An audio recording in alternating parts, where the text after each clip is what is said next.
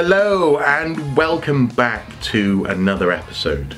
Now today I want to talk a little bit about the Nintendo GameCube. One of my favourite consoles of all time, but also a very divisive console.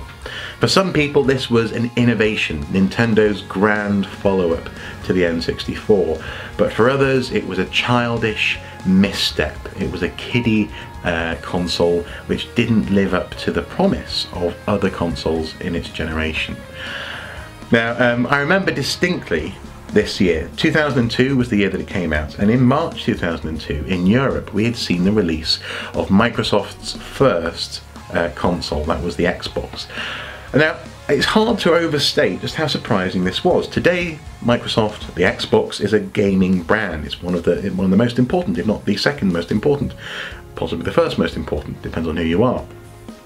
But at the time, it was very surprising. I remember actually seeing Bill Gates in his press conference on the news showing off the Xbox and I was going, what on earth are they doing? Why are they doing consoles? And in March, we got to see what it was like. I remember going to a toy shop. It was all set up in its own little booth, you know, everything anchored down. You could sort of hold the controller but not pick it up kind of thing. And having a go on a rally game, I think it was a rally game at least. And being very impressed by the capacity of this console. It was undeniably impressive.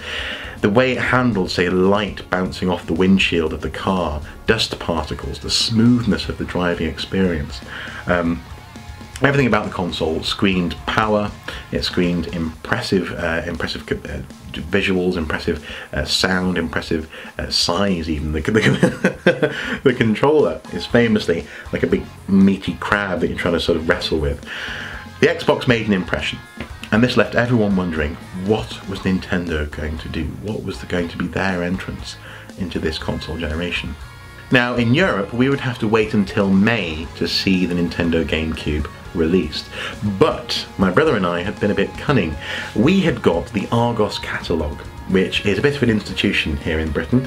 It's a shop which is kind of like a warehouse with a shop at the front, and they release a catalogue every year which contains the products that they'll be selling for that year. And sometimes they release pictures of products before they're released, so that when they are released they're already in the catalogue. And in this instance they had the GameCube already in the Argos catalogue, ready and waiting.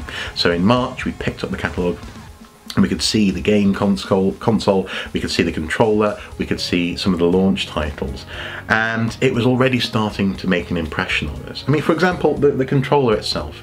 This is one of the reasons why some people think it's a childish console, is because of the controller.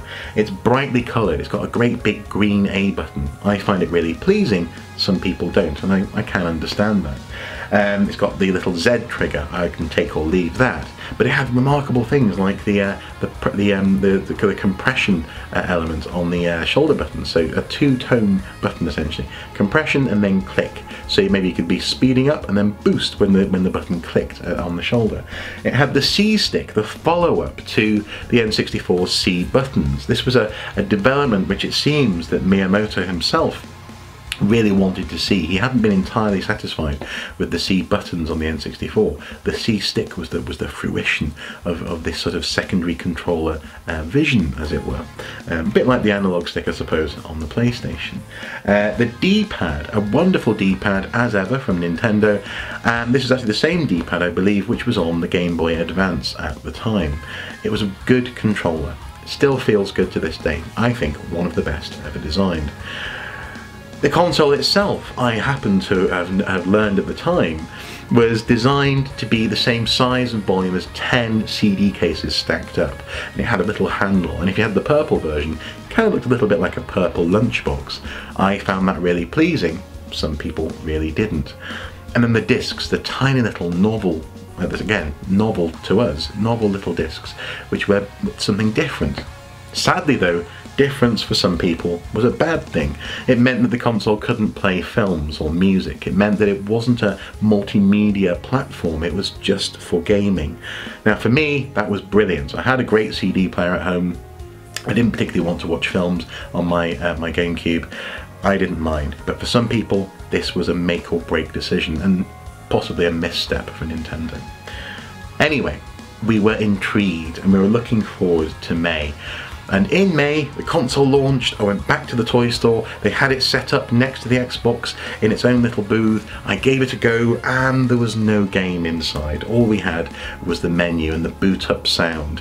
Now, you know what I'm talking about, is that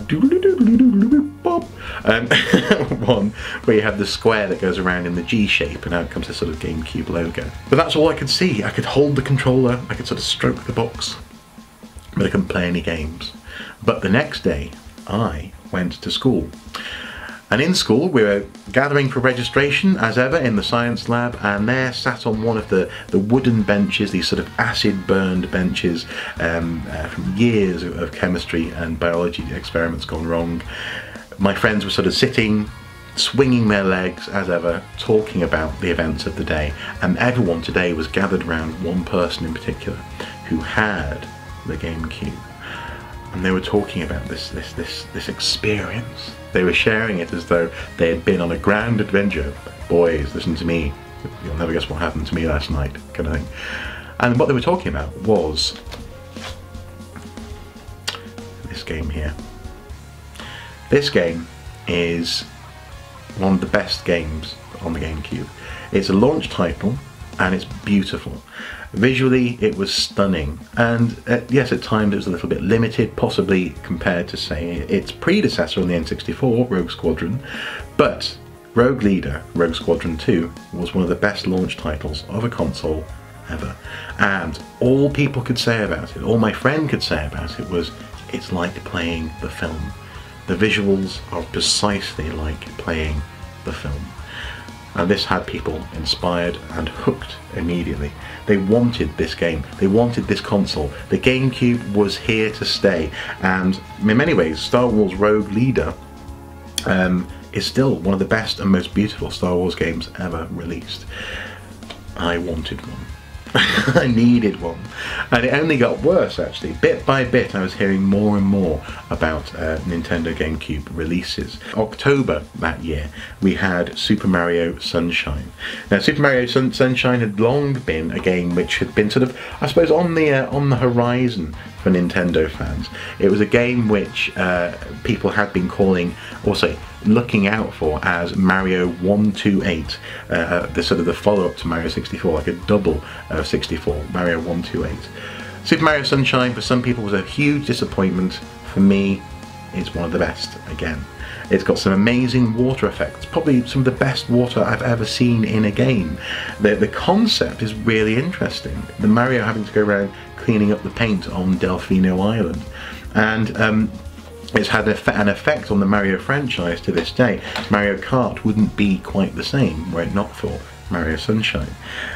Following that, we were yearning for example, a follow-up to GoldenEye, or even, say, Perfect Dark. Rare weren't sadly going to be producing for the GameCube, but we did eventually get this thing here, Time Splitters 2. Time Splitters 2, a brilliant game. Again, one of the best shooters ever made. A really charismatic game, a really interesting concept, time travel, and also some of the original team from the Nintendo 64 GoldenEye game production, as it were. So again, another reason to have this console, another reason to really enjoy it. In May 2003, we got this game, Wind Waker. Again, for some people it was a misstep. It wasn't the gritty Zelda universe that we'd been promised. There was a trailer released in and around the launch of the GameCube which had Link fighting Ganon in a fairly adult kind of view. And instead what we got was this cel-shaded Zelda. I love it. Some people hated it. But again, you can't deny that Nintendo were making bold steps with this GameCube console. Of course, in 2006, towards the end of the GameCube's lifespan, we ended up getting Twilight Princess. For some people, that was too little too late, and they simply got it on the Wii. But nonetheless, the Wind Waker is brilliant. Not to mention the fact that actually the GameCube picked up so many games from other systems which had failed. It introduced us to so many games which otherwise we might not have got hold of. I certainly wouldn't have been able to play, for example, Crazy Taxi from the Dreamcast. An amazing game. At the time I couldn't have access. I didn't have didn't have Dreamcast, couldn't play it. The GameCube let me play it. Sonic Adventure 2 Battle. That came to the GameCube. Amazing game. Again, based on the Dreamcast version. Brilliant. So pleased to have it. It improved games and franchises. For example, with the Resident Evil remake. I love Resident Evil, and the Resident Evil remake came to us via the GameCube. This is another reason to love this console. Also, there are several other games that I could mention. For example, Capcom's Beautiful Joe. Really interesting game. Came out on the GameCube.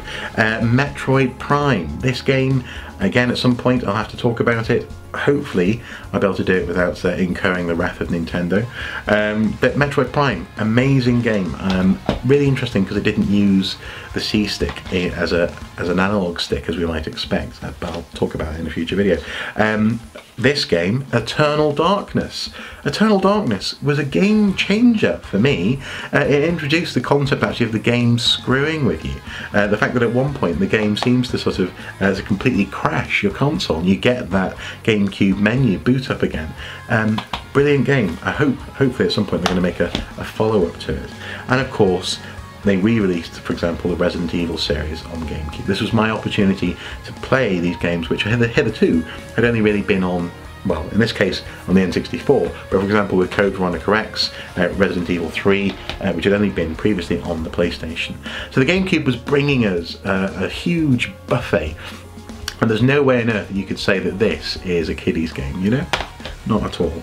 Other honourable mentions include F-Zero GX, a game which will melt your face off, Metal Gear Solid Twin Snakes, a GameCube Metal Gear game, a really interesting one where there's a clone of the protagonist, Pokemon XD, Gales of Darkness, Spider-Man 2, Pikmin and Pikmin 2, how did I forget those games? Brilliant games, based on, actually the garden foliage is based on Miyamoto's back garden, photos of it. Animal Crossing, Soul Calibur 2, where you can play as Link himself, yes. Pokemon Colosseum, another great game on the GameCube.